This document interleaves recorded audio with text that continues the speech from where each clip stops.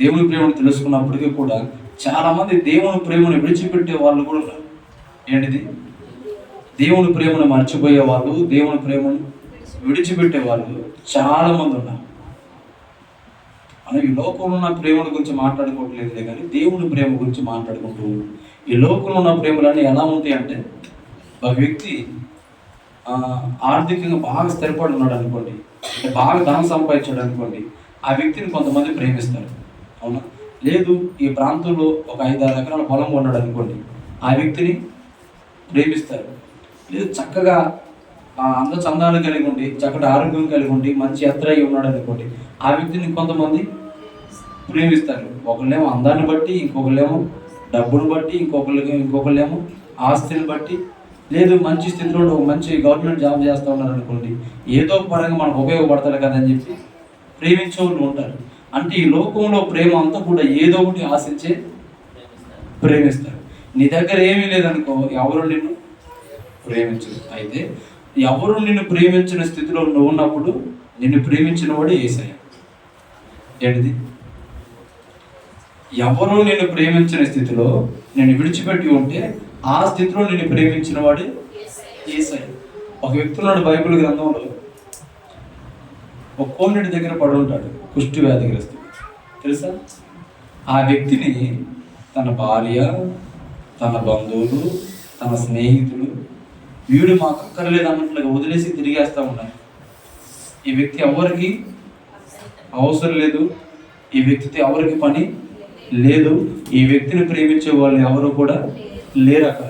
కానీ ఆ వ్యక్తిని ప్రేమించిన ఒక వ్యక్తి అక్కడికి వచ్చాడు. ఎవరు తెలుసా? యేసయ్య. ఆ స్థితిలో నువ్వు నేనున్నప్పుడు మనకాడికి వచ్చింది కూడా యేసయ్య. కాబట్టి ఈ భక్తుడు అంటున్నాడు, ఆ ప్రేమని మీరు ఎవరు కూడా మరిచే వ్యక్తులుగా ఉండకూడదు. ఏ ప్రేమని? యేసయ్య ప్రేమని. అంటే ఈ లోకంలో అన్నీ ఉన్నప్పుడు అందరూ ప్రేమిస్తారు, కానీ మన దగ్గర నుంచి ఏదైనా మనం వాళ్ళకి నచ్చనే చేసినా కానీ మనల్ని ప్రేమించరు. మనం ఆలోచించాలి, ప్రతిరోజు జ్ఞాపకం చేసుకోవాలి. ఏంటిది అంటే, దేవుడు అసలు నన్ను ఎందుకు ప్రేమించాడు? ఏముందో నాలో? దేనికి పనికి వస్తాను నేను? పెద్దలు అంటారు కదా, నెత్తిన రూపాయలు పెడితే దేనికి దమ్ముడికి పనికిరాను అంటారు. అంటే పాట పెడతారు చూడు, పాట తెలుసుగా, అంటే సీటీ పాట, ఇంతకీ అంతకి పాడుకుంటారు కదా. అట్లా నన్ను కనుక ఒకసారి నిల్చోబెట్టి పాడుకుంటాను, నా నెత్తిన రూపాయి పెడితే ఆ రూపాయి కూడా నేను పనికిరాను అంటారు నన్ను. కానీ యేసయ్య మనల్ని ప్రేమించి రూపాయి కొడికి రవీంద్ర నా ప్రాణం పెడతా నీ కొరకని అంటే ఎంత ధన్యత యేసు ప్రభు మనకి ఇచ్చాడు. అవునా కదా? అందుకే ఒక భక్తుడు అన్నాడు, ఏముందయ్యా నాలో నన్ను ప్రేమించడానికి? ఏమీ లేదుగా నాలో. నా పైన నీవు చూపు ప్రేమకై కళ్ళు చెమ్మగిల్లెనయ్యా.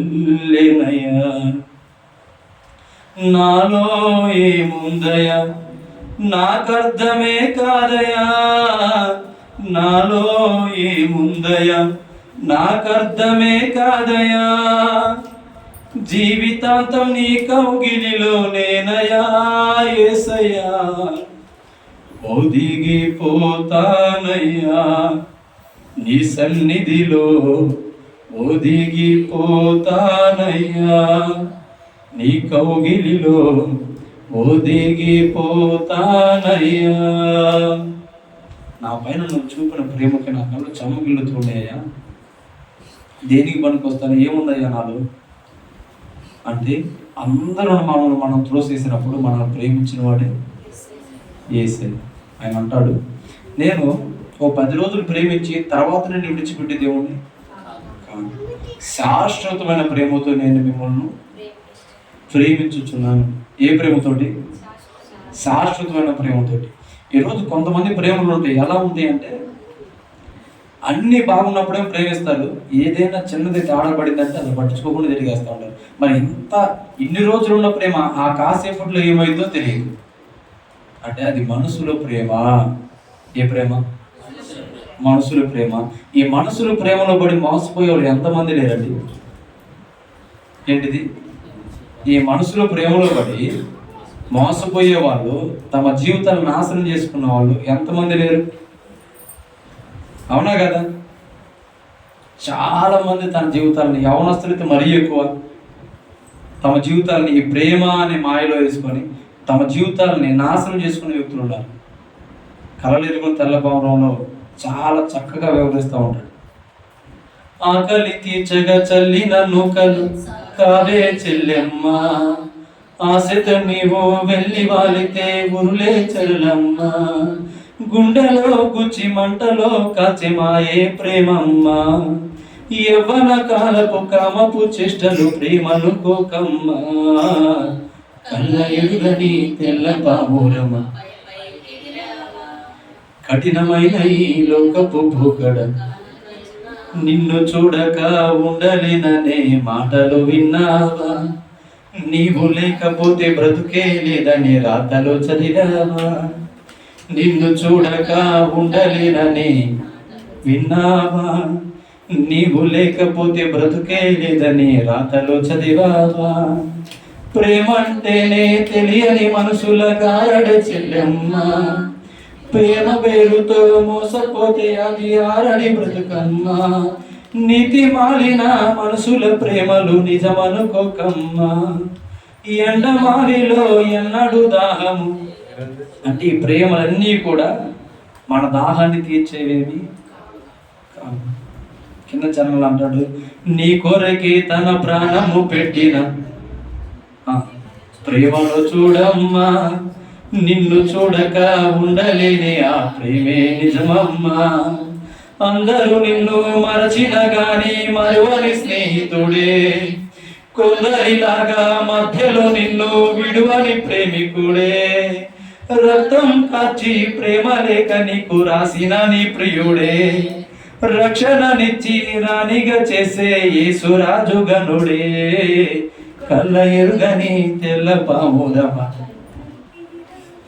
ఇప్పుడు ఇదే ప్రేమతోటి యేసయ్య నిన్ను నన్ను కూడా ప్రేమిస్తున్నాడు. అవునా? ఈ లోకమును యేసయ్య ఎంతైతే ప్రేమించాడో దాంట్లో మనం కూడా ఉన్నాం. అవునా కదా? ఈరోజు యేసు ప్రభు మనల్ని ఎంత ప్రేమించాడు? చాలా ప్రేమించాడు. శాశ్వతమైన ప్రేమతో ప్రేమిస్తూ ఉన్నాడు కదా. అయితే యేసు ప్రభు ఆ ప్రేమను మర్చిపోయిన వాళ్ళు చాలా మంది ఉన్నారు. అందుకని ఇంకోసారి దేవుడు మనతో మాట్లాడుతున్నాడు. ఎవరు ఎక్కడ యేసు ప్రభుని మర్చిపోయిన వాళ్ళు ఉన్నారు, వాళ్ళతో మాట్లాడుతున్నాడు. నేను ప్రార్థన